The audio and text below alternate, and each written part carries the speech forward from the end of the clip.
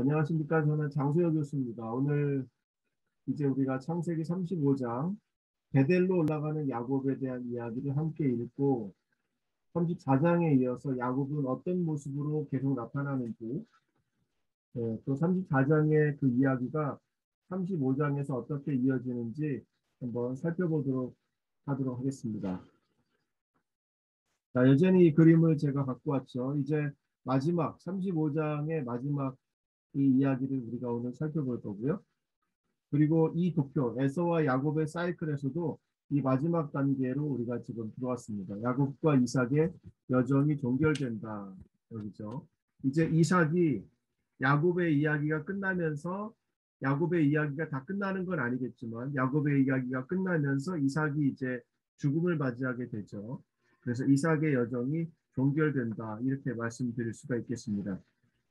자, 제가 35장 이야기를 정리를 한번 해봤습니다. 1절에서 15절은 베델로 올라가라. 그리고 16절에서 29절은 이제 슬픈 사건들이 반복해서 일어나게 되죠. 라헬 출산 문제도 있고 또 출산하고 나서 라헬이 죽게 되죠. 그리고 루벤이 또 빌하와 동침을 하게 되고 루벤이 어떤 생각으로 이런 동침을 하게 됐는지 그것도 우리가 잘 살펴보면 이해를 할 수가 있습니다. 어떤 생각으로 그런 일을 감히 저질렀는지 우리가 알 수 있을 거예요. 그런 생각도 좀 같이 나눠보도록 그렇게 하겠습니다. 자, 그리고 마지막으로 이제 이삭이 죽음을 맞이하는 그 장면까지 우리가 가겠습니다. 1절에서 15절까지를 보시면 이제 명령, 베델로 올라가라는 명령, 그리고 준비, 그리고 순종, 그리고 하나님이 주시는 축복을 재확인하고 그리고 야곱이 순종하는 이런 장면이 나타나게 되죠. 베델로 올라가고 그리고 거기서 여호와께 제단을 쌓아라 이렇게 말씀을 했고요. 그리고 야곱은 준비를 합니다. 이방 신상을 버리고 정결케 하고 의복을 바꾸고 베델로 올라가자 하나님께 제단을 쌓을 것이다. 그리고 그들이 이방 신상들과 귀고리들을 주어서 상수리 나무 아래 숨기고 그렇죠? 히브리어로는 타만이라는 단어가 사용되는데 이것이 숨긴다 이런 단어예요. 그리고 주변이 하나님을 두려워해서 추격하지 않았다. 어떤 이런 특별한 하나님의 은혜가 여기서 주어지게 되고요. 그리고 베델에 도착을 하게 되고 여기서 네 가지의 사건을 하게 됩니다. 첫 번째는 제단을 쌓고 이름을 엘 베델로 옮기고 이름을 바꾸고 다시 부르고 리브가 유모 두보라가 여기서 죽고 그래서 그곳 이름을 알론 바굿이라 하고 야곱에게 복 주시고 그 이름을 또 이스라엘 이름이라고 다시 한번 교체를 해주십니다. 생육하고 번성하라 고이 열방이 나올 것이고 고임이 나올 것이고 또 왕이 나올 것이며 땅을 줄 것이라 하는 그 말씀도 여기서 하나님이 야곱에게 다시 한번 해주십니다. 그리고 야곱은 순종을 하게 되죠. 그리고 맏제바를 세우고 전제물 붓고 기름 붓고 베델이라 이름을 부릅니다. 이렇게 이름을 붙여주는 이런 사건이 네 번이나 등장을 하게 되죠. 엘 베델, 또 알론 바굿, 그리고 이스라엘, 그리고 베델. 이미 우리가 앞에서 야곱이 그 베델을 도착하고서 그곳에서 잠을 잔 뒤에 거기에서 그 장소의 이름을 베델이라고 불렀죠. 베델. 그렇죠? 28장 19절. 28장 19절이 나오지만 여기서 하나님은 이 야곱은 다시 한번 그곳 이름을 베델이라고 불렀습니다. 또 앞에는 엘 베델이라고 부르는 것도 나오고요. 또 이스라엘이라고 이름을 바꿔 부르는 것도 두 번째 등장하는 거죠. 그렇죠? 32장에 보시면 여기서 이스라엘이라 부를 것이라 32장 이 이스라엘이라는 이름은 32장 28절에 한번 나오잖아요. 네. 이렇게 나온 뒤에 또 나오는 거죠. 이렇게 해서 두 번씩 이름을 바꿔주는 이런 이야기가 등장을 합니다. 그리고 난 뒤에 이제 라헬이 마지막 아들을 출산을 하고 죽고 여기서 맏제바를 세우죠. 맏제바를 세운다고 하는 이야기도 이렇게 반복해서 등장을 해요. 그리고 에델망대지나 장막을 쳤고 루벤이 비라와 동침을 했고 그리고는 야곱의 아들들을 자식들을 쭉 설명을 해주는데 여기서는 목에 따라서 설명을 해줍니다. 레아의 자식들, 라헬의 자식들, 비라의 자식들, 그리고 실바의 자식들. 재밌는 것은 목에 따라서 자식들의 이름을 나열해 줬다는 겁니다. 왜 이렇게 나열했을까? 이것도 우리가 한 번 더 생각해 봐야 될 것이고요. 그리고 야곱은 이삭에게 가게 되고, 그래서 어디로 갑니까? 바로 헤브론으로 가게 됩니다.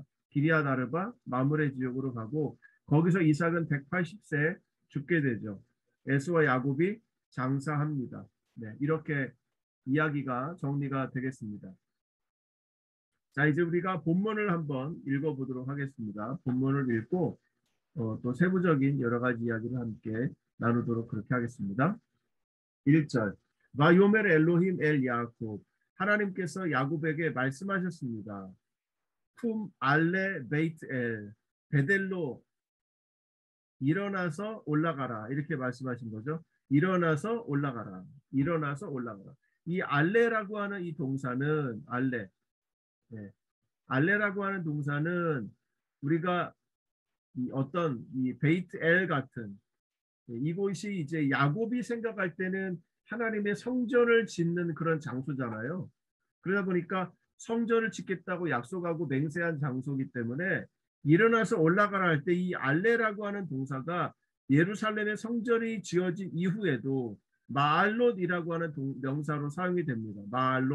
마알롯은 뭐냐면 올라간다. 성지 순례하러 올라간다. 성전으로 올라간다라는 말이에요. 그래서 성전으로 올라가는 노래가 나오죠. 거기에 사용된 동사가 바로 이 알레라는 동사예요. 올라간다. 그러므로 여기는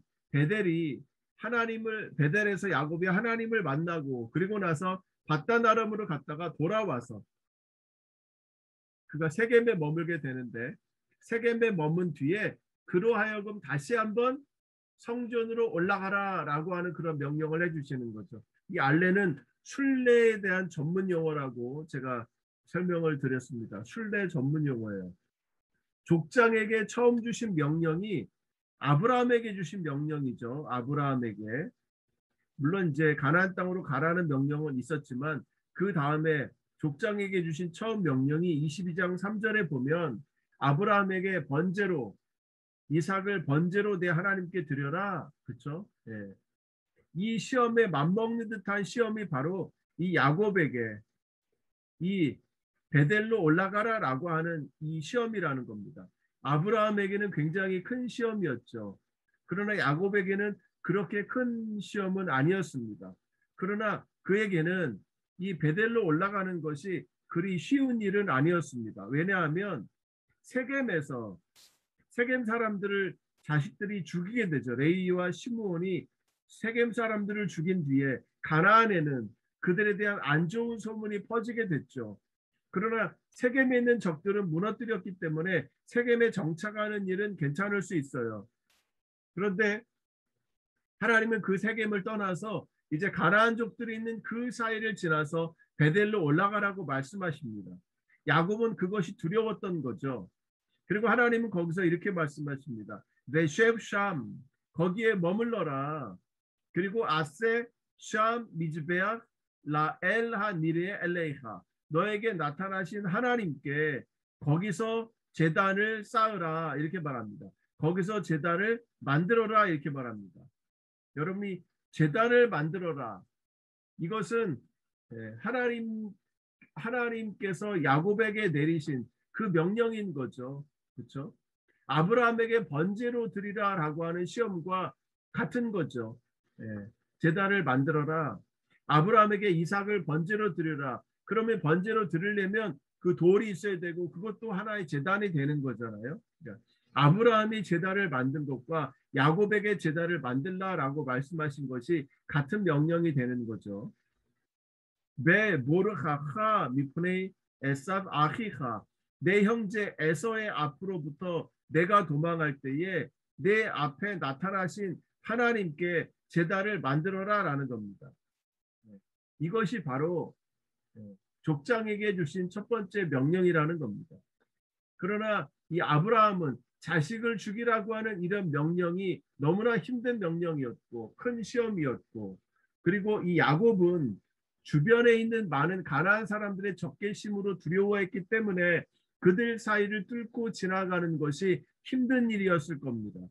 그래서 아브라함보다는 작지만 그러나 야곱에게도 여전히 큰 시험이 바로 이 시험이었다는 거죠. 물론 34장에서 그가 하나님 앞에 세겜으로 들어와서 그곳에 땅을 사고 그곳에 머무는 것이 그 야곱이 잘못한 일이겠죠. 하나님은 분명히 33장에서 그렇죠. 32장에서 베델로 올라가라고 분명히 말씀하셨죠. 베델로 올라가라고 말씀하셨는데 그는 베델로 올라가지 않고 가나안 땅에 들어와서 세겜에 머물렀다는 거죠. 그리고 그곳에 땅을 샀고 그래서 그곳에서의 안 좋은 불미스러운 일들이 일어났습니다. 이런 일들이 일어난 이유가 무엇일까요? 그로 하여금 베델로 올라가지 못하게 막는 그런 일이 된 거죠. 그러나 하나님은 베델로 올라가라고 말씀하셨습니다. 베델로 올라가라. 그래서 이제는 이곳에 머물지 말고 베델로 가라라고 말씀하신 겁니다. 그런데 주변 사람들 앞에 그는 두려운 거예요. 주변 사람들이 그를 공격할까 봐. 자, 2절로 넘어가 보겠습니다. 바요메르 야곱 엘 베이토 베엘콜 아쉐르 임모. 야곱이 그의 집과 그와 함께한 모든 사람에게 말합니다. 자, 무엇을 말했을까요? 2절부터 3절까지 내용입니다. 하시루 엣 엘로헤이 하 네할 아쉐르 베토헴.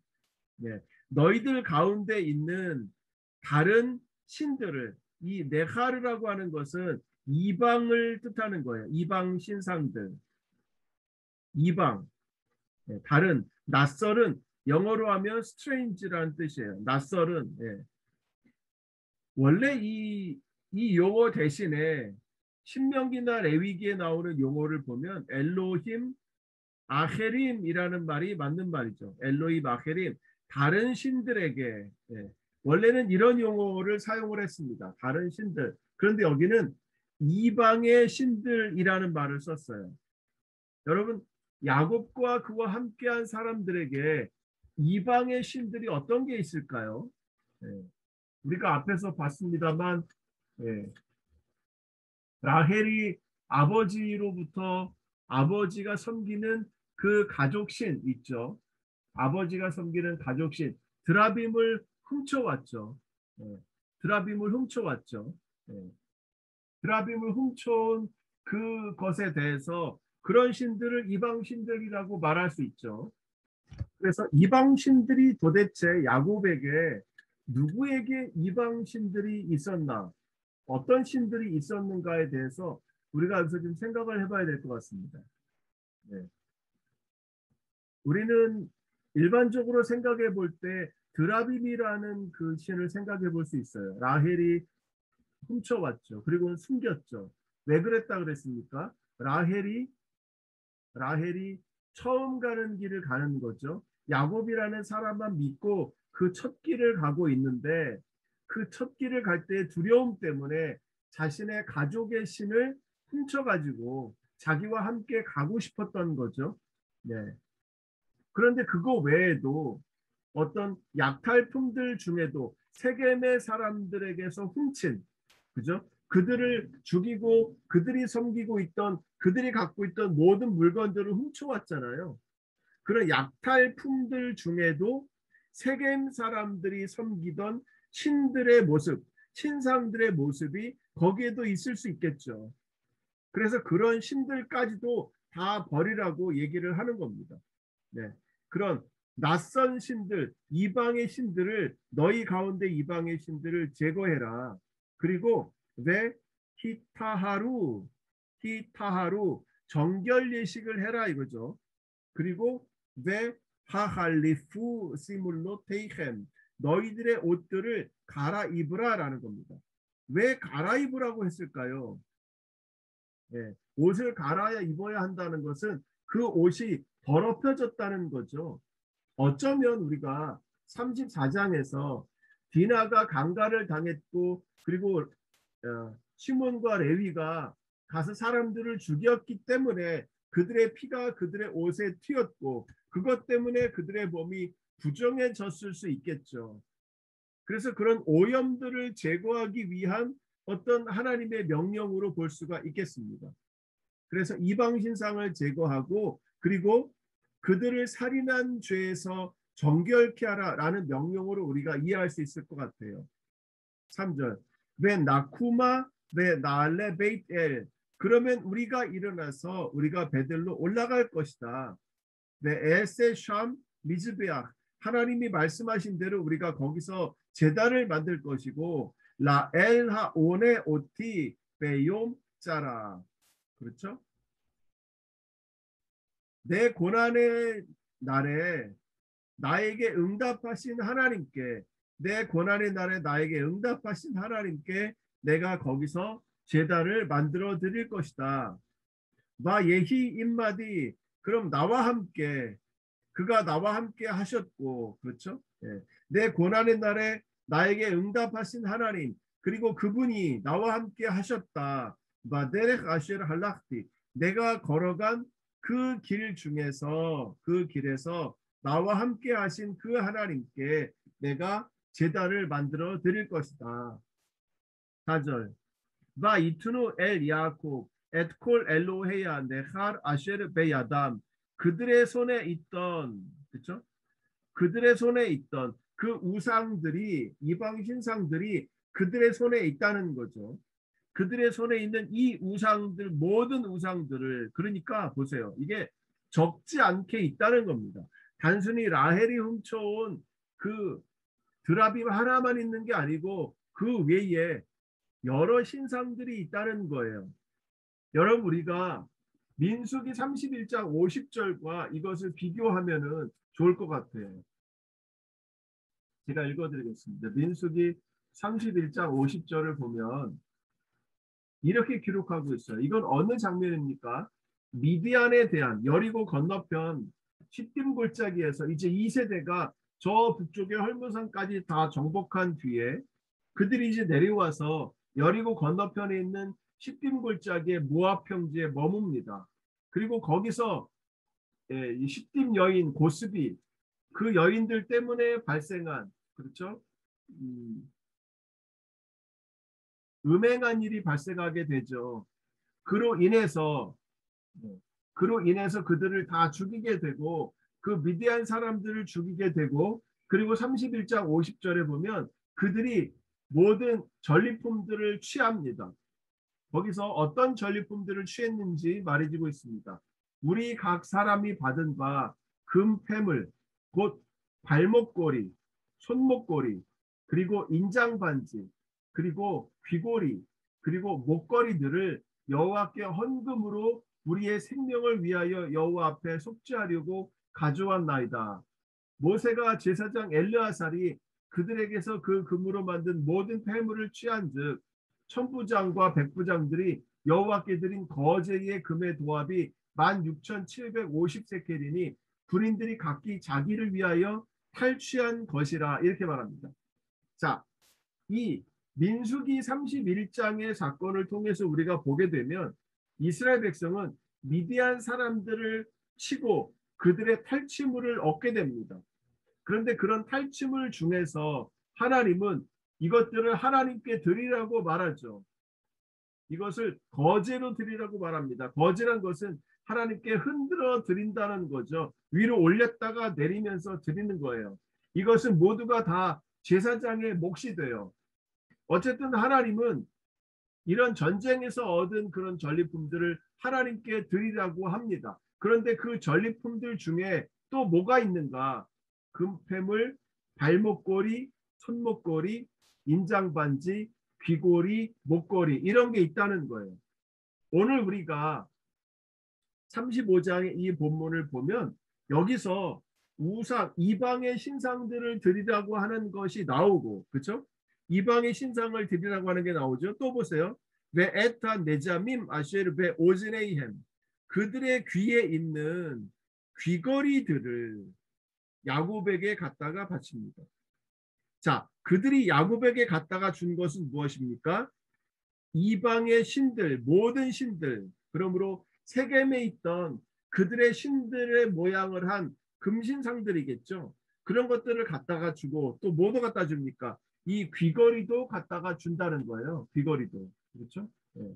귀걸이들을 갖다가 주는 거예요. 왜 이 귀걸이가 그렇게 중요할까? 우리가 민수기 31장을 통해서 보면 전리품들을 다 하나님께 드리는 거예요. 또 출애굽을 통해서 보면 이스라엘 백성들이 출애굽할 때 애굽 사람들에게서 강제로 달라고 하죠. 이런 금과 은 그리고 천들을 달라고 합니다. 그것으로 그들은 무엇을 만들죠? 하나님의 성막을 만드는 거죠. 예. 그것으로 금송아지도 만들게 됐죠. 그죠? 출애굽기 34장을 보면 그것을 던졌더니 금송아지가 돼서 걸어 나왔다. 아론이 모세에게 그렇게 말하잖아요. 그러니까 금송아지를 만들 수 있는 우상을 만들 수 있는 모든 재료들을 다 하나님께 드리라는 겁니다. 약탈품에 이런 것들을 다 하나님께 드리라는 거예요. 네. 그래서 우리가 여기서 드리는 이런 것들이 다 약탈품이고 우상이고 우상을 만들 수 있는 재료들이라는 겁니다. 하나님이 이것들을 다 싹 걷어가는 거예요. 출애굽에서도 마찬가지고 여기서도 그렇고 또 민수기 31장에서도 마찬가지죠. 그렇죠? 동일한 거예요. 그러지 야곱은 그 다음 읽어볼게요. 바 이트몬 오탐 야곱 타하타 엘레 아쉘 임 슈헴 세겜에 있는 상수리나무 아래에 야곱은 그것들을 감춥니다. 여기에 용어가 감춘다라는 용어예요. 하이드예요. 하이드. 예. 이걸 숨긴다. 그렇죠? 어떤 그것을 녹여서 없애서 하나님을 위한 제단을 만드는 게 아니고 그것을 세겜에 있는 그 땅에 묻어버리는 거예요. 왜 묻었을까요? 어떤 분은 이것을 가지고 야곱이 단지 감추기만 했기 때문에 그는 우상을 파괴하고 깨뜨리고 쪼개지 않았기 때문에 야곱은 아직도 이 우상의 미련을 갖고 있다라고 해석하시는 분도 있어요. 그러나 이것은 근거가 너무나 희박합니다. 야곱이 할 수 있는 최선의 일을 한 거예요. 왜? 지금 당장 베델로 올라가야 되잖아요. 그것을 녹이고 뭐 할 수 있는 시간이 없는 거죠. 그러니까 이것을 상수리나무 아래 묻어버리는 겁니다. 그리고 나서 만약에 야곱이 여기서 묻은 것에 대한 미련이 있다면 나중에 와서 이것을 가져갈 수 있겠죠. 그러나 그는 가져갔다는 말이 나오지 않습니다. 네. 이건 그냥 묻어버리고 끝난 거예요. 그냥 묻어서 잊어버리고 끝난 겁니다. 그러니까 그 나름대로 폐기했다라는 것으로 보시면 되겠습니다. 폐기했다. 자, 5절입니다. 바 이사우 그리고 그들이 계속해서 여행을 갔습니다. 바 예히 히탓 엘로힘 알 헤아림 아슈레 스비보 테이햄 벨로 라두프 아하레이 분의 야곱. 자, 그들이 여행을 갔는데 야곱이 두려워했던 일을 하나님이 해결을 해 주십니다. 여기에 등장하는 히타라고 하는 단어가 나와요. 히타. 그렇죠? 히타라고 하는 용어는 무슨 말이냐면 두려움, 공포 이런 말이에요. 여러분 이렇게 하나님의 두려움, 공포가 알헤아림 그 마을들에 있었습니다. 어떤 마을에? 그들 주변에 있는 마을들에 세겜의 주변에 있는 마을들에 하나님이 야곱과 야곱의 가족들에 대해서 두려운 마음을 넣어준 거예요. 멜로 라두프 아하레이 분의 야곱. 그래서 그들이 야곱의 자손들을 따라오지 못했습니다. 자, 여러분 이 하나님의 두려움이 임했다라고 하는 것은 굉장히 중요한 모티브죠. 네. 이스라엘 백성이 출애굽할 때도 출애굽기 15장 16절을 보면 출애굽기 15장 16절을 보잖아요. 그러면 하나님이 출애굽 때에 주변 나라에 놀람과 두려움을 주셨다. 이렇게 말하고 있어요. 놀람과 두려움을 주셨다. 히브리어는 이 히브리어와 조금 달라요. 여기서는 에마라고 하는 단어와 파하드라고 하는 단어를 사용했어요. 여기는 히타라고 하는 단어를 사용했고 그러나 어차피 같은 의미겠죠. 두려움과 놀람, 신적인 공포를 그들에게 베풀었다는 겁니다.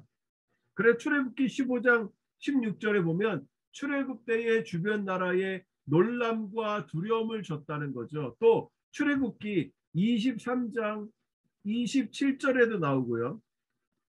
또 신명기 7장 20절 이하에도 나오고요.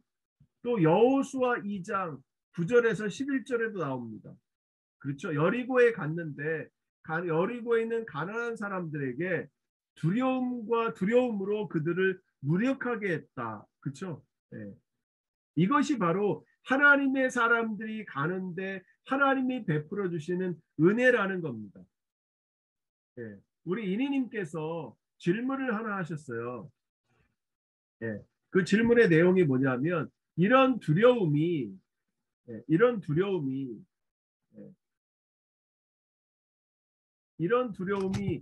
야곱이 가진 기후가 아니냐라고 질문을 해오셨어요. 예.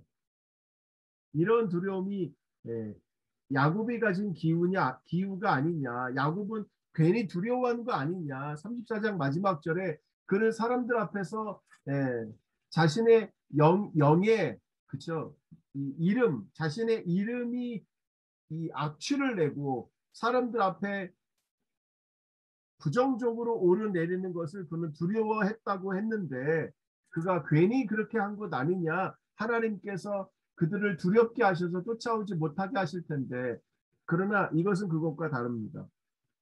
야곱 나름대로 두려움을 갖는 게 맞죠.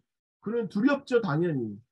그리고 그 두려움에도 불구하고 하나님 앞에 하나님이 가라고 명령하신 것에 그는 순종하고 올라간 것이고 그리고 순종해서 올라가는 그를 하나님의 초자연적인 능력으로 하나님이 지켜주신 거죠.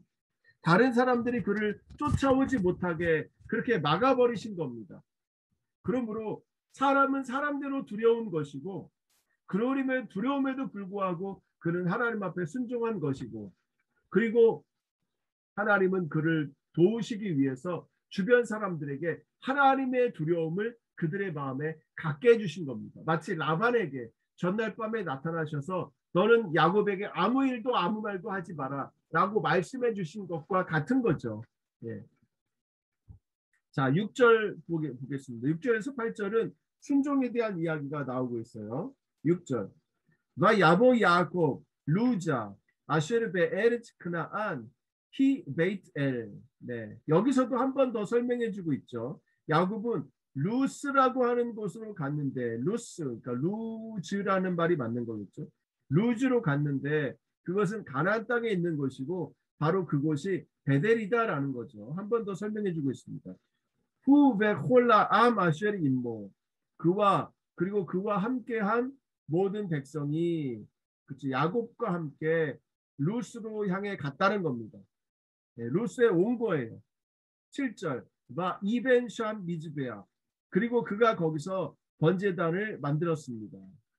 마 이크라 라마콤 엘 베이트 엘 그리고 그가 그 장소를 엘 베이트 엘이라고 이름을 붙였습니다. 그런데 여기 보니까 A라는 게 있어요. 이것은 뭐냐면 학자들이 다른 사본을 보면 어떤 다른 사본과 우리가 보는 히브리어 사본을 비교해 본 거예요. 비교를 했더니 여러분 헬라어 성경 있죠. 70인경 또 시리악 성경 그리고 라틴어로 번역한 라틴 벌게이트를 보니까 거기는 이 앞에 L이 없대요. 그냥 베델이라고만 이름을 부른 거예요. 예.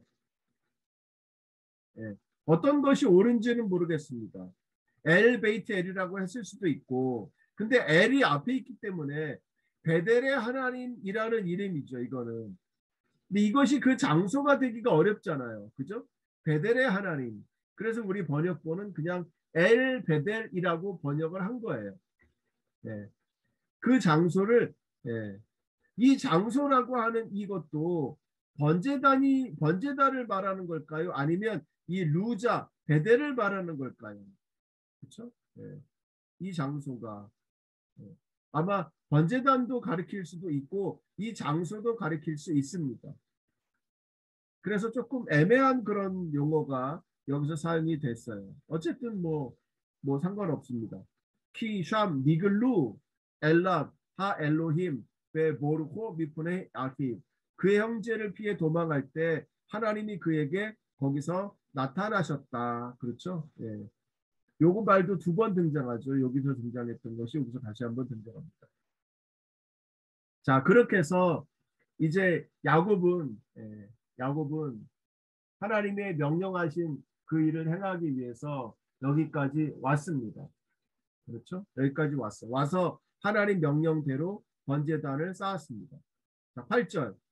이건 또 다른 사건이 기록이 되어 있습니다. 바 다못, 느보라, 메네켓, 리브카. 리브카의 유모 두보라가 죽었다라는 거죠. 여러분, 우리는 이 8절을 읽으면서 별 생각 없이 읽으셨을 거예요. 그렇죠? 그런데 여러분 잘 생각해 보세요. 리브가는 누구죠? 네, 리브가는 누구예요? 리브가는 지금 여기서 리브가의 유모가 야곱과 같이 하고 있다라고 생각을 하십니까? 리브가의 유모가 드보라라는 거죠. 드보라. 네. 이 드보라는 누가 준 거예요? 라반이. 그렇죠. 라반이 리브가의 아버지가 드보라를 선물로 준 거죠. 그리고 바다나람에서 리브가가 아브라함이 보낸 종과 함께 그렇죠? 이 가나안 땅으로 오잖아요. 와서 누구를 만납니까? 이삭을 만나죠. 그런데 갑자기 이 이야기 속에서 두보라가 등장을 합니다. 두보라는 야곱과 같이 바다나람으로 간 사람이 아니죠. 두보라는 리브가와 함께 이미 가나안 땅으로 왔죠. 이 본문을 읽으면 우리는 두보라가 바다나람에 있는 것 같고 그리고 두보라가 야곱과 함께 떠나서 오는 길 중에 그리고는 여기서 죽었다라는 말인 것 같아요.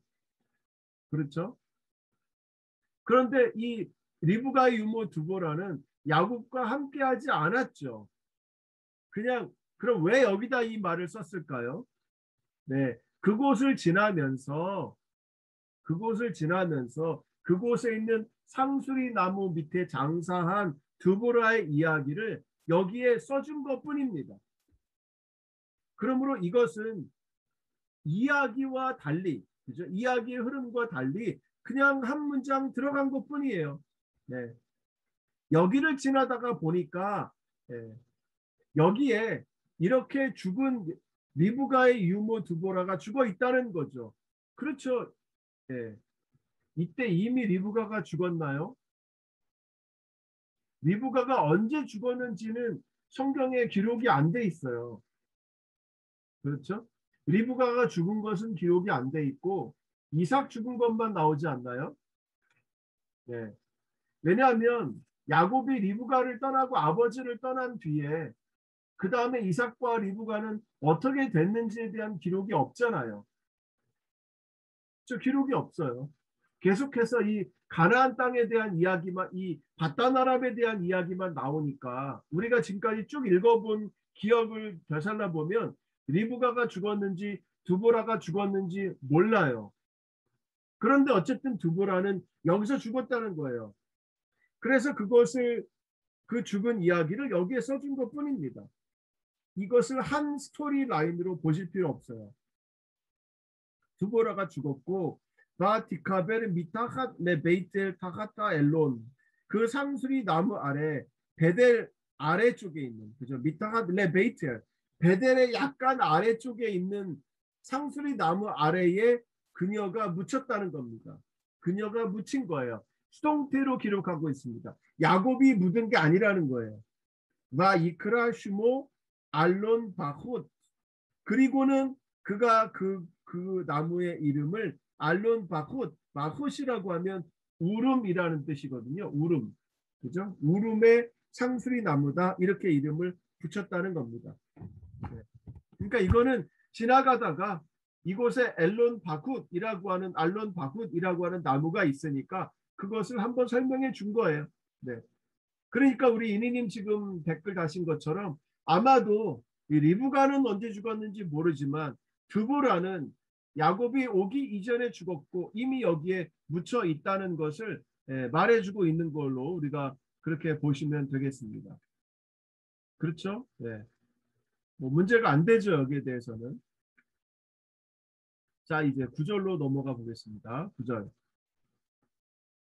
마예라 엘로힘 엘 야곱 오. 한 번 더 하나님께서 야곱에게 나타나셨습니다. 베보오 미 바단 아람. 바단 아람에서 그가 오고 있을 때 한 번 더 나타나셨습니다. 마 예바레 호토. 그리고 하나님이 그를 축복하셨습니다. 이제 처음에 베델에 갔을 때 하나님이 베델에서 그를 축복하셨고, 그리고 다시 베델로 왔을 때 두 번째로, 그렇죠? 두 번째로 한 번 더 첫 번째 행한 축복을 여기서 재확인해 주는 그런 역할을 해주고 있습니다. 재확인해 주는 거예요. 재확인. 예. 자, 10절 읽어보겠습니다. 바요메르노 엘로임. 그에게 하나님이 말씀하셨습니다. 쉼하 야곱. 내 이름은 야곱이다. 로 이카레 쉼하 오 야곱. 내 이름이 더 이상 야곱이라 불려지지 않을 것이다. 키임 단지 이스라엘이 이에 슈메하 내 이름이 될 것이라. 이스라엘이 내 이름이 될 것이라. 여기서도 두 번째로 야곱의 이름을 바꿔주시죠. 그죠? 네. 자, 베델의 이름도 바꿔주셨죠. 여기서 다시 한번, 그죠? 앞의 사건을 다시 한번 기억나게 해주는 거죠. 여기서도 야복강 나루턱에서 씨름하고 이름을 이스라엘로 바꿔주셨는데 여기서 한 번 더 바꿔주십니다. 내 이름이 이스라엘이다. 와 이크라 에트 슈모 이스라엘.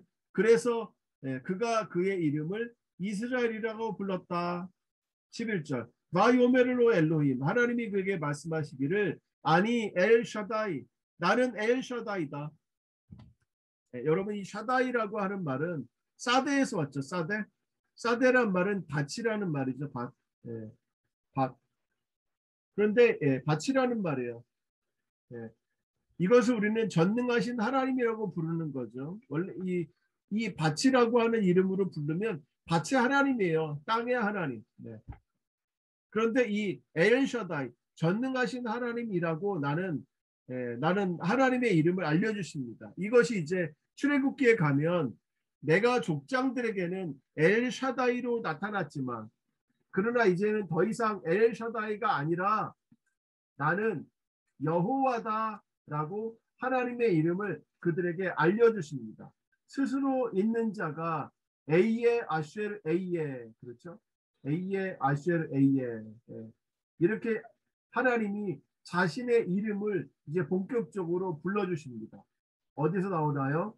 출애굽기 3장 14절 그렇죠? 거기서 나오는 거죠. 내가 지금까지 내 족장들에게도 내 이름을 알려주지 않았다라는 거죠. 단지 엘 샤다이라고만 알려주었는데 이제 내가 본격적으로 알려준다는 겁니다. 그래서 아직까지는 족장의 시대이기 때문에 여기서 하나님은 엘 샤다이라는 이름으로만 알려주십니다. 자, 그리고 이제 이름을 계명해 주시고 그렇죠? 계명해 주시는 게 첫 번째. 그 다음 두 번째 하나님이 자신의 이름을 알려주십니다. 자, 여러분 이 사건 야곱의 이름을 바꿔주시고 그리고 하나님의 이름을 보여주신 이 사건 여러분 뭐가 기억나시죠? 야복 강가에서 야복 나루턱에서 한 사람과 씨름하죠. 씨름했을 때 야곱이 이기니까 그 사람이 야곱을 이길 수가 없어서 내 이름이 무엇이냐 묻고 그 이름을 이스라엘이라고 바꿔주시죠. 그렇죠? 그러자 야곱이 묻지 않습니까? 뭐라고 물어요? 당신의 이름을 알려주소서. 그렇죠? 당신의 이름을 알려주소서. 32장 29절. 당신의 이름을 알려주소서. 그러니까 이 사람은 하나님의 이름을 알려주지 않죠. 어찌하여 내 이름을 묻느냐 하고는 야곱을 축복하고 떠납니다. 나를 놔주라. 그렇죠. 예. 그런데 거기서는 알려주시지 않았던 그 하나님의 이름을 여기서는 하나님이 알려주시는 거예요. 이 두 번째로 하나님이 이스라엘의 이름을 야곱의 이름을 이스라엘로 바꿔주실 때에 하나님은 자신의 이름을 스스로 말해 주십니다. 엘 샤다이다 이렇게 말해 주시는 거예요. 예, 재밌죠? 처음에는 알려주시지 않던 하나님이 이제 두 번째는 술술술술 하나님이 자기 이름을 말씀해 주세요. 그리고는 축복의 말씀을 해주십니다. 프레 우르베. 프레라는 말은 열매를 많이 맺다. 르베라는 말은 숫자가 많아지다 이런 말이죠. 고이 가할 고임. 고이라는 말은 이방이죠. 열방. 그리고 열방들의 회중이 이에 미메하 너로부터 나올 것이다. 우 물라힘 메 할라체이하 예제우. 내 허리로부터 왕들이 나올 것이다. 이렇게 말해주고 있습니다. 내 허리로부터 왕들이 나올 것이다. 자, 여러분 이 축복은요. 지금 여기서 말씀해준 이 축복은 창세기 17장을 반영해주고 있습니다. 창세기 17장. 창세기 17장. 네. 여기에 첫째 축복 프레우르베 이런 말씀이 나오죠. 17장 6절에 이거는 17장 6절에 나오고요. 또 창세기 28장 3절에 보면 이삭이 야곱을 축복할 때 이 말을 사용했습니다. 17장 6절과 28장 3절에 이 축복의 말씀이 그대로 사용이 됐고요. 그 다음 고이가 그렇죠. 이 고이가 너로부터 나올 것이다 라고 하는 이 축복은 17장 5절과 18장 18절과 그리고 25장 23절에 이 두 번째 축복이 반복해서 등장을 하고요. 그 다음 왕들이 내 허리에서 나올 것이라. 이 할라츠라고 하는 이 단어는 허리인데 허리 아래가 골반 있잖아요. 그런데 여러분 이게 야곱과 연결 지으면 어떻게 의미가 될 것 같으세요? 이것이 야곱과 연결 지으면 야곱이 그 32장의 사람으로부터 환도뼈가 빠지게 되잖아요. 탈골하게 되죠. 그죠? 그거를 의미하는 거예요. 환도뼈는 성기를 의미하는 거죠. 그러므로 그가 환도뼈가 절었다고 하는 것은 앞으로 생사를 못할 수 있다는 그런 말이에요. 그런데 여기서는 그 허리를 가리켜서 거기에서 왕들이 나올 것이다 라고 말해주고 있는 거예요. 그러니까 내가 다친 그것이 완전히 치료가 되고 회복이 돼서 내게서 왕들이 나올 거다라는 말이죠. 이건 어디로 왔습니까? 이것은 17장 6절에서 등장합니다. 앞에 나온 축복들을 이렇게 반복하면서 하나님은 야곱에게 아브라함의 축복, 이삭의 축복을 이제 야곱에게 전달해 주는 역할을 여기서 하고 있습니다. 그렇죠? 자, 처음에 숫자가 많아라, 고의가 나올 것이다, 왕들이 나올 것이다. 그 다음에 하나가 더 있죠. 그렇죠? 이건 자손에 대한 축복이잖아요. 그죠?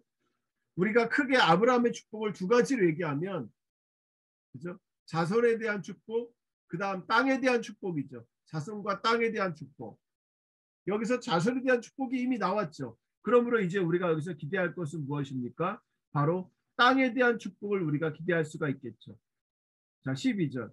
왜 에타 아레츠 아시르 나타티 레 아브라함 우 레 이츠학. 아브라함과 이삭에게 내가 준 그 땅을 내가 너에게 줄 것이다. 레하 에트네나 우 레자르 아하 아하레이하 에텐 에타 아렛.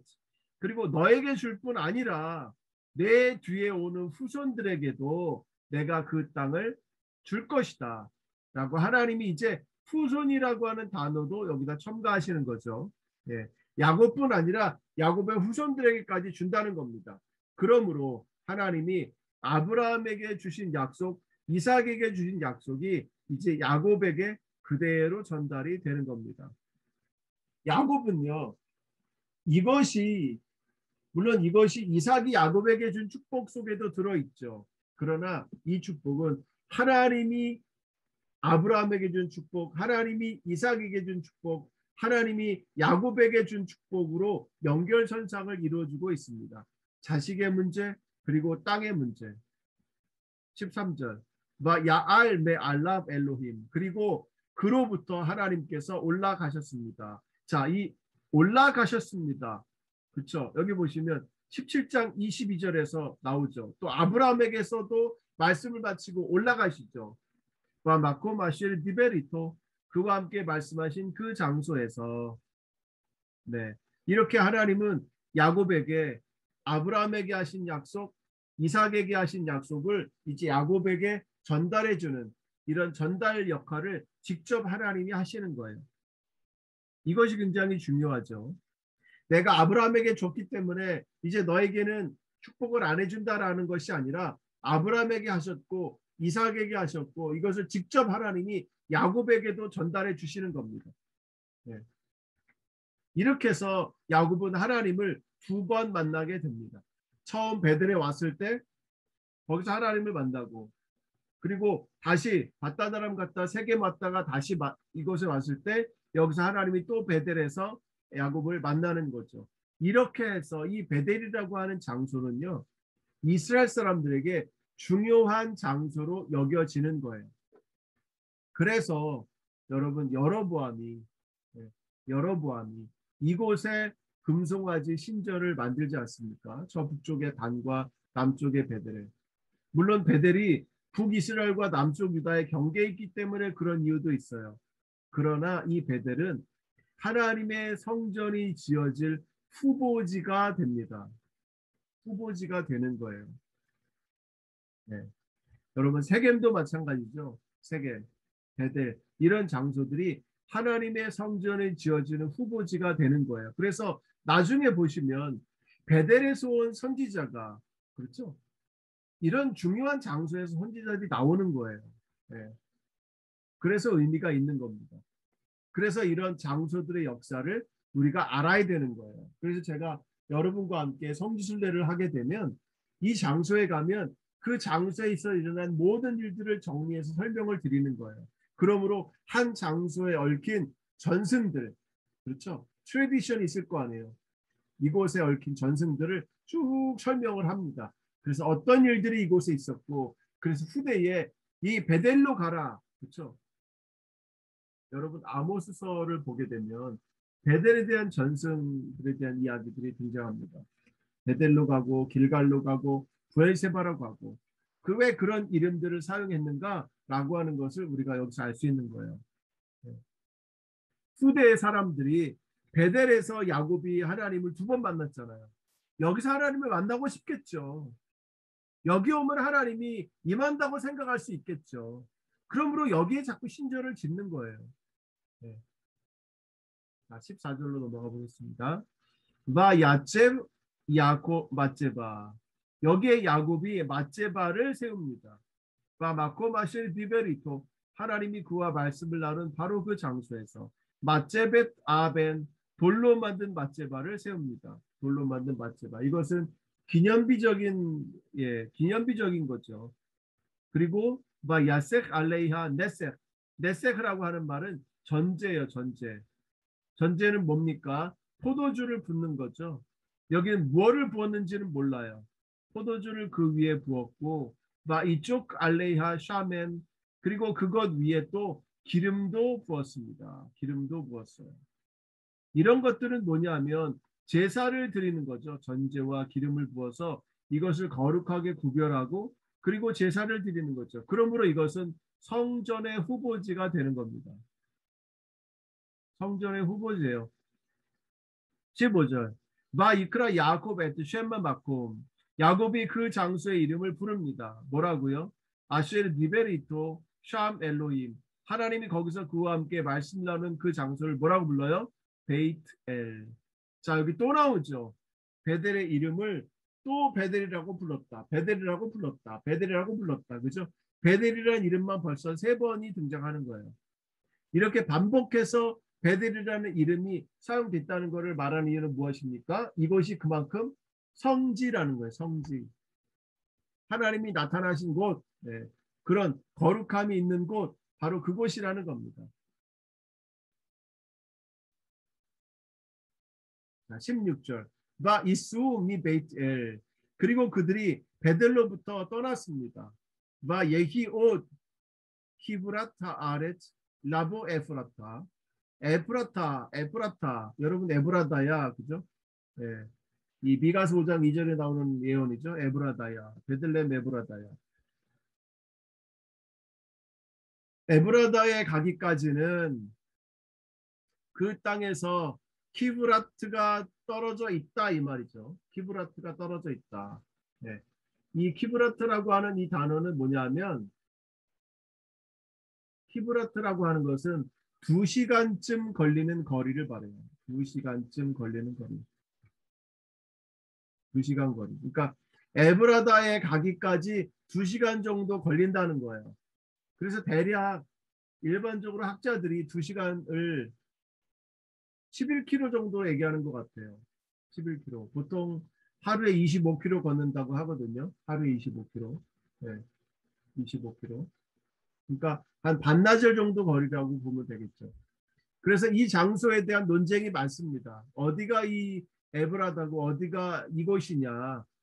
그런데 이 거리를 따르면 예루살렘의 북쪽, 예루살렘의 위에, 아래가 베들레헴이고요. 예루살렘의 북쪽이 바로 에르람이라고 하는 데가 있어요. 에르람. 지금 아람 마을인데 바로 이곳이 이 장소가 아닐까 이렇게 보고 있습니다. 바텔레드 라헬, 그곳에 있을 때 라헬이 출산을 합니다. 바테카시 베 리다타, 그녀의 출산 때에 아주 어려움을 겪습니다. 17절. 바 예히 베 하크샤토타 베 하크쇼타 바 예히 베 하크쇼타 베 리데타, 그녀가 출산할 때에 어려움을 겪었고, 바 토메를라 하 메알레데, 그 출산을 돕는 유모가 그녀에게 말합니다. 유모가 그녀에게 말한 거예요. 알 티르이 키 임제 락벤, 걱정하지 말라 여인아, 예, 이 아이도 너에게 아들이다 이렇게 말합니다. 18절. 마 예히 베제 납샤, 그녀의 영혼이 떠나갈 때에 히, 그녀가 죽었으므로, 마 디크라슈모 벤 오니, 그녀가 그의 이름을, 그 아들의 이름을 온이라고, 벤 온이라고 부릅니다. 오니, 네, 오니 이렇게 부르는 거예요. 근데 이 이름에는요 2가지 뜻이 있습니다. 온이라고 하면 온, 이것은 육체적인 힘을 말해요. 어디서 나오냐면 창세기 49장 3절, 그리고 신명기 21장 17절. 네. 여기서 힘이라는 말이고, 그 다음에 온이라고 하는 이 단어는 어떤 뜻을 갖고 있냐? 신명기 26장 14절을 보니까 여기서는 슬픔이라는 뜻을 갖고 있어요. 슬픔. 그래서 힘도 되고 슬픔도 되는 거예요. 아마 엄마가 이 자식의 이름을 지을 때 슬픔의 아들이라고 짓지는 않았을 것 같아요. 물론 이 정황상으로 볼 때는 슬픔이라는 이름이 맞을 것 같죠. 그러나 엄마가 자식의 이름을 슬픔의 아들이라고 이름을 붙이겠냐 이 말이에요. 그렇죠. 그러니까 유대인들의 해석에 따르면 힘의 아들이라고 불렀을 것 같다는 거예요. 힘의 아들. 나의 힘의 아들이다. 그런데 이 오니가 슬픔이라는 뜻도 있잖아요. 그렇죠? 네. 그래서 이중의 의미를 지닌 뜻이라는 거예요. 이중의 의미를 지닌 단어라는 거예요. 왜 아빕 카랄로 베냐민. 그래서 그의 아버지는 그의 이름을 뭐라고 불렀습니까? 벤야민이라고 부른 거예요. 벤야민. 야민이라는 말은 오른팔의 아들이라는 뜻이죠. 네. 야민이라는 말은 다른 뜻이 없어요. 약하다, 뭐 슬프다 이런 뜻이 없어요. 그냥 오른쪽은 강한 거니까, 그죠? 네. 강한 팔의 아들이라는 뜻으로 그 아버지가 이름을 바꾼 거예요. 왜? 엄마가 힘과 슬픔이라는 이중 의미를 지닌 이름을 붙여줬으니까. 그 이름이 슬픔이라는 뜻도 갖고 있으니까 별로 안 좋잖아요. 그러니까 이름을 바꿔준 겁니다. 이해가 되시죠? 19절. 바 타못 라헬, 그리고는 라헬이 죽었습니다. 바 티카벨 베데렉 에프라타 히 베이틀레헴. 네, 에프라타가 베들레헴인 거죠. 베들레헴으로 가는 길에 그녀가 묻혔습니다. 그래서 원래는 에르람이라고 하는 곳에서 출산을 하다가 죽은 게 맞는데, 그렇죠? 지금은 이스라엘 사람들은 어디에 이 라헬의 무덤을 두었느냐? 바로 베들레헴 입구에다가 두었어요. 베들레헴 입구에. 네, 여러분들이 여기 와 보시면 그 베들레헴 입구에 세워져 있는 리브가 무덤을 멀리서 볼 수 있는데 지금 뭐 팔레스타인과 이스라엘 사람들의 아주 격전지입니다. 데모하고 싸우는 그런 장소예요. 그래서 좀 그래요 마음이. 네. 어쨌든 네, 이들은 베들레헴 근처라고 생각했습니다. 바 야제브 야곱 마제바 알 크브라타 그녀의 무덤 위에 또 마제바를 또 지었습니다. 마제바. 그러니까 마제바라고 하는 것은 물론 우상을 숭배하는 그런 기둥이 마제바예요. 네, 우상을 숭배하는 그런 기둥이 마제바입니다. 그러나 우상뿐 아니라 남아있는 기둥도 마제바고요. 또 기념을 위해서 세운 돌도 마제바예요. 이런 여러 가지 의미를 담고 있습니다. 네. 가묘라는 말은 가짜묘라는 뜻이거든요. 네. 이건 가짜묘는 아니고 마제바는 이렇게 세로로 생긴 이런 돌 기둥이에요. 네. 돌 기둥. 네. 이거를 말합니다. 히 마제벳 크브랏 라헬 아드 하욤 오늘날까지 라헬의 무덤 기둥이다. 이렇게 불려지는 거죠. 그러니까 라헬의 무덤이 있는 것을 표시하는 표지석이다. 이렇게 여러분들이 번역을 하면 될 것 같아요. 우리 대전개혁판은 뭐라고 번역이 되어 있나요? 네. 라헬의 묘에 비를 세웠다. 지금까지 라헬의 묘비다. 네, 묘비라고 생각하시면 돼요. 묘비. 네, 묘비. 네, 와보시면은 이제 뭐 사무엘의 가묘 또는 다윗의 가묘 이런 가묘들이 있거든요. 이건 가짜 묘예요. 세멘트로 만들고 위에 붉은색 천을 덮어가지고 성인들의 묘에 가서 기도하는 걸 좋아하거든요. 예수님도 그렇게 말했잖아요. 너의 조상들은 선지자들을 죽이고, 그렇죠? 누가복음에도 등장하고, 너희가 선지자들을 죽이고, 그리고 조상들은 선지자들을 죽이고, 그리고 너희 후손들은 그 선지자들의 예, 묘를 아름답게 꾸미고, 예, 그렇죠? 그런 비판을 예수님이 하셨잖아요. 그러니까 이 사람들이 이 위대한 성인들의 묘를 그렇게 아름답게 꾸미는 거예요. 꾸며서 거기서 기도하는 걸 좋아해요. 그러면 거기서 은혜를 받는다는 거죠. 네.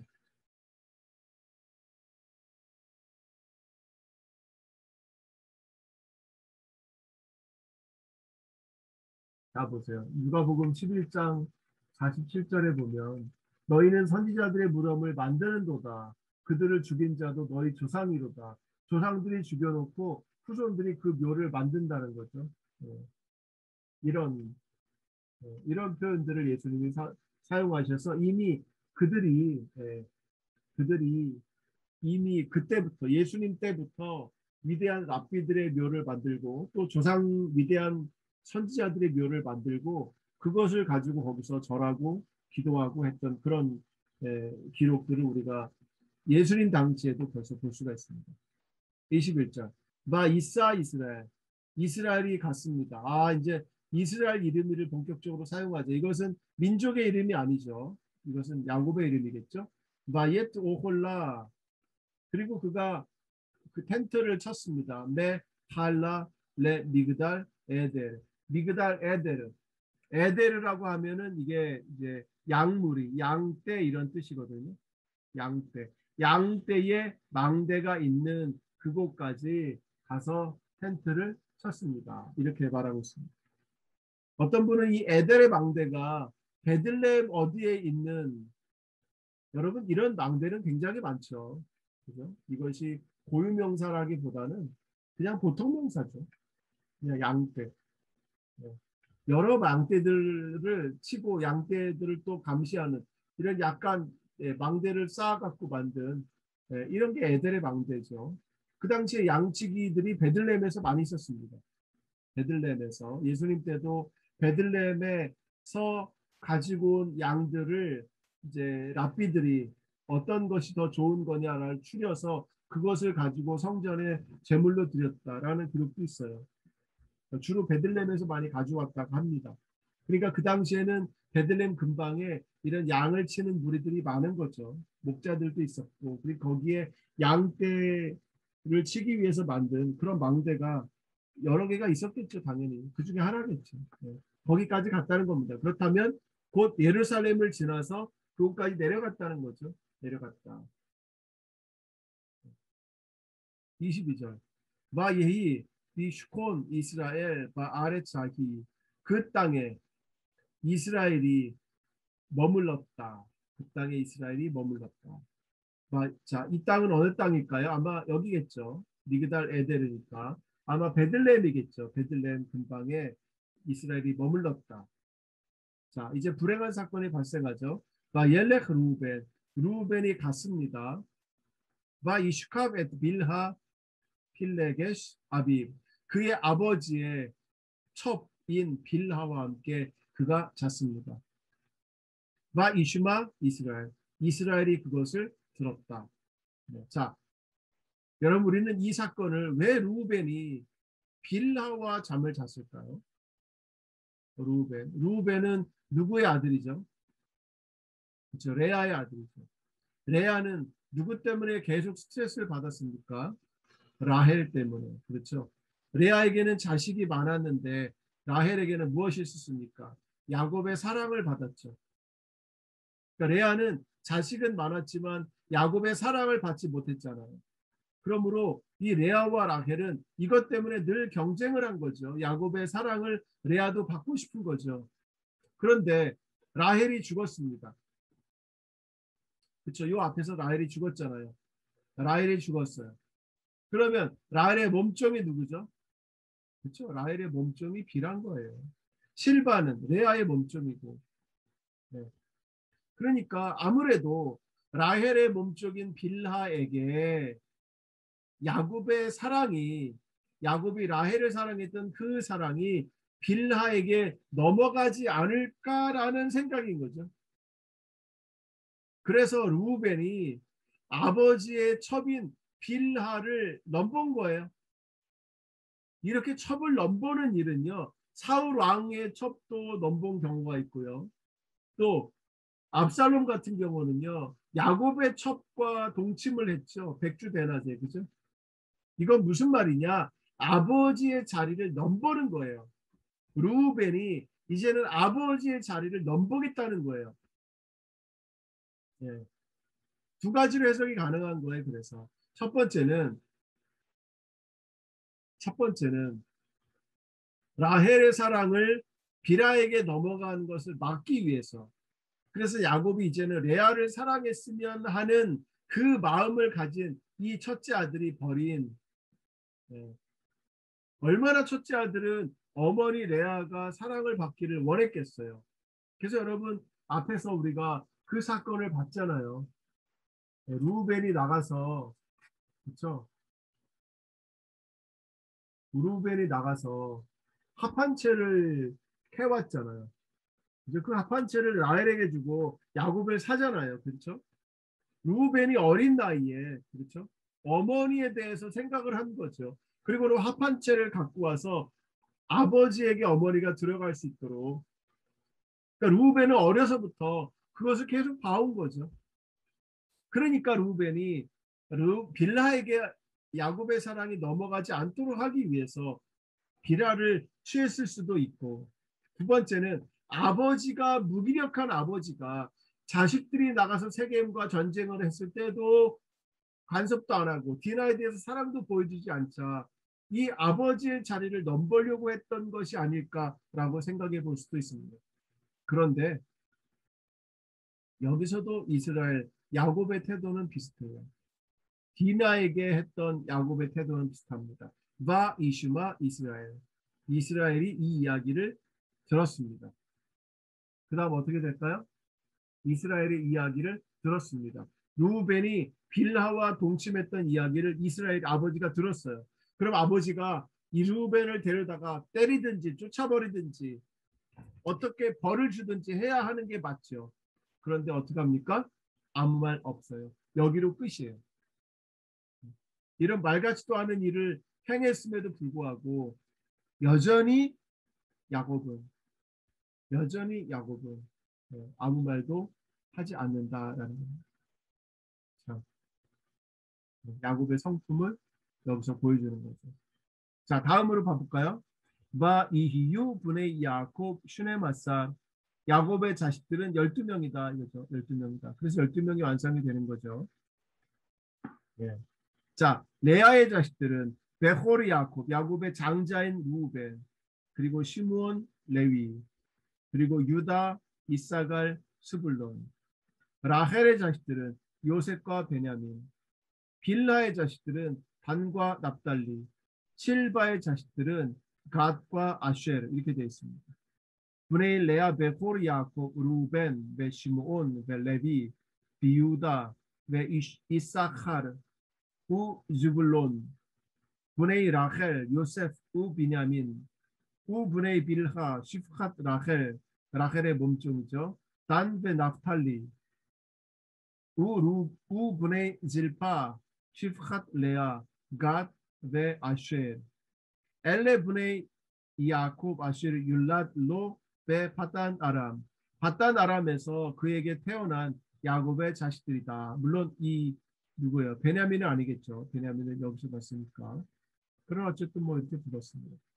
27절 바 야보 야곱 엘 이츠학 아비 마므레 키리앗 아르바 히 헤브론 이제서야 비로소 야곱은 아버지 이삭에게로 들어갑니다. 그의 아버지 어디로? 마므레로. 어디로? 키리앗 아르바로. 그렇죠? 이런 이름을 계속 반복해서 이게 옛날에는 이런 이름이었는데 지금은 이런 이름이다라고 알려주는 거죠. 아쉘 가르샴 아브라함 베이츠카 아브라함과 이삭이 살았던 바로 그 헤브론이다 이거죠. 끝. 28절 바 이히우 예메 이츠카 이삭의 날들은 이렇습니다. 메앗 샤나 100세 우 슈모님 샤나 80세 180세를 살았습니다. 바 이그바 이츠카 이삭이 점점 기력이 다했고 바 야못 그가 죽었고 바 예아셉 엘 아미 아마프 그의 열방 그의 조상들에게로 그가 모여졌다. 그는 작게 늙었고 우 스바 야민 날들이 충만했다. 바 이크베루 오토 에삽 네 야곱 바납 그의 아들 에서와 야곱이 그를 묻었다. 이렇게 말해주고 있습니다. 이 모여진다라는 말 있죠. 모여진다. 자, 밖에 굴이 있는데 이 굴을 안으로 파고 들어가면 이렇게 시체를 넣을 수 있는 이 판이 세 개가 등장합니다. 그리고 이 아래쪽은 구멍이 있어요. 이 아래쪽도 구멍이 있고 여기다가 시체를 올려놔요. 예, 여기다 시체를 또 이렇게 올려놓습니다. 예, 여기에 목을 벨 수 있는 이런 돌도 세워놔요. 여기에 시체를 이렇게 올려놓습니다. 그리고 2년이 지나면 그리고 밖을 돌로 완전히 막죠. 2년이 지나면 이제 뼈만 남죠. 그럼 그 뼈를 어떻게 합니까? 이 안에다가 던져 넣는 거예요. 그럼 이곳은 조상 대대로 사용하는 거예요. 그러므로 죽었다라는 말은 뭡니까? 자기 조상들에게로 돌아가는 거예요. 네. 자기 조상 민족에게로 돌아가는 거죠. 그래서 모여진다 이런 말을 쓰는 겁니다. 야세프가 아사프라고 하는 것은 단어의 뜻이 뭐냐면 모으다 이런 말이에요. 모으다. 콜렉트.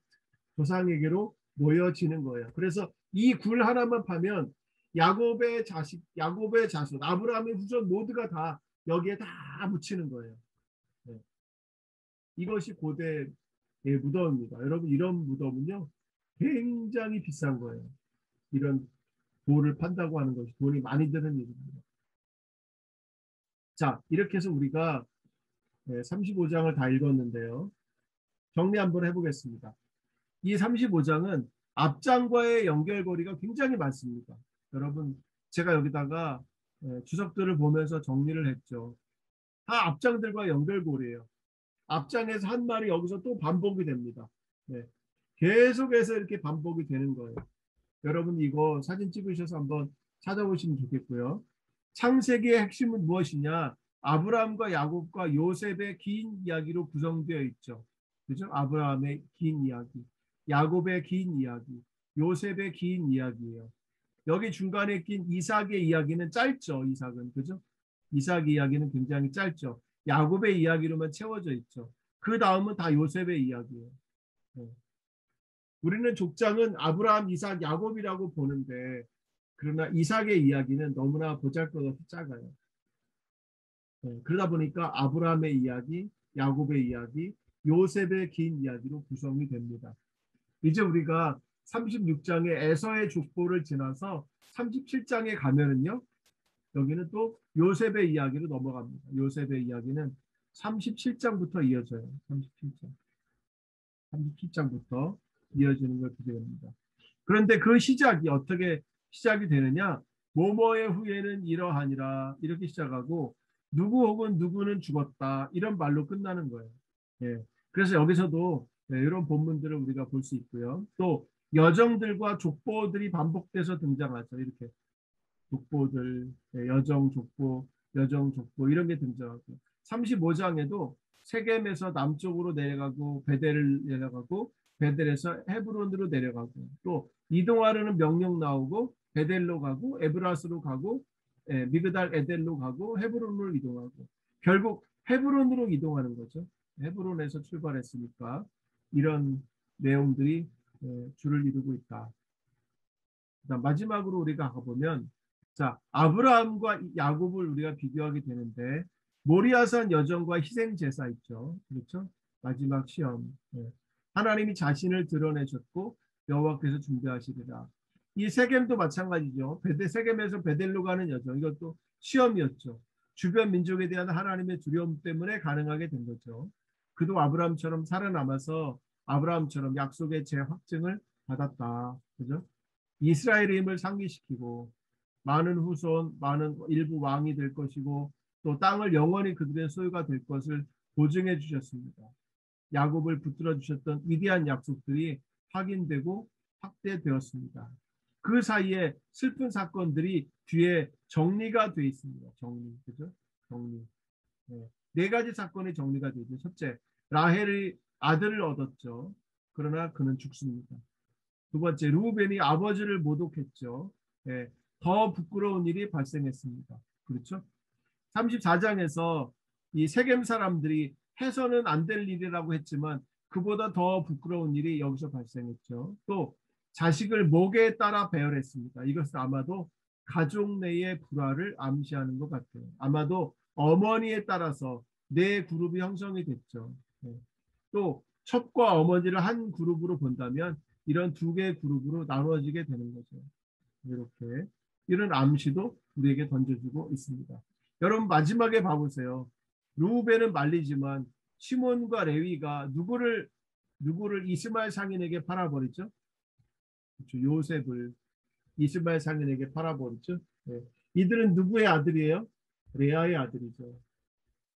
이는 누구의 아들입니까? 라헬의 아들이죠. 네. 여전히 이 레아의 자식들과 라헬의 자식들 사이에 이런 갈등이 놓여 있다는 겁니다. 그리고 이삭의 장례식을 하고 있죠.